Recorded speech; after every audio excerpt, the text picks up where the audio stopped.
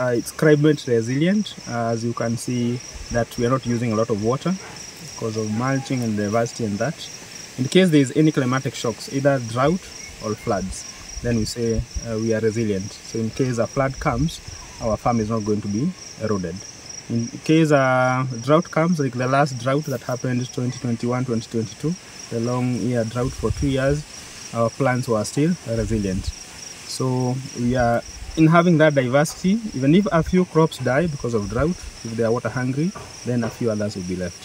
So adapting to climate change is that we are sequestering a lot of carbon. So by not tilling the soil, the carbon is retained in the soil, and also the trees, as they grow, they are sequestering a lot of carbon from the air. You guys are not using pesticides, neither are you guys uprooting the plants which seems to have been infected. Yeah. Explain to us that and why. We call it integrated pest management. So there's a reason why you find pests on your farm. So pests and disease are a sign that your crops are not healthy. So for us, because we know that our soil was depleted, and finding pests is a natural way of showing that our soil fertility is still increasing. So for now, we are leaving them to be, and we don't interfere with that system. And the thinking is that insects, the pests attack weak crops.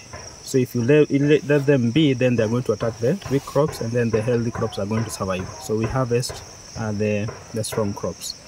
And then in case you are to intervene, then that means that you are going to ensure that your weak crop is growing.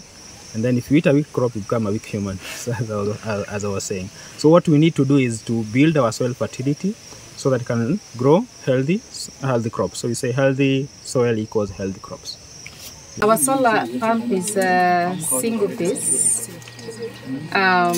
but you can imagine how much if you're pumping like on a daily basis, like 30,000 liters. So, and if you use Kenya Power, that's a lot of money. That's a lot of money that you have to pay to Kenya Power. Because the system is supposed to thrive on its own. Everything else you put inside keeps reducing. Like right now, when we have so many trees and crops, we are not facing as many challenges as we had when we were starting. The tears and the pain that we went through trying to establish this system. And our hope is that if it can be replicated. 200 farmers that are implementing what they've learned.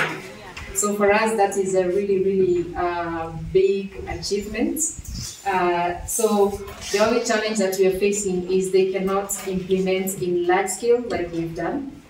It is also a step-by-step process, because also for us it has taken us a few years to really implement, to have all this farm like full the way it is.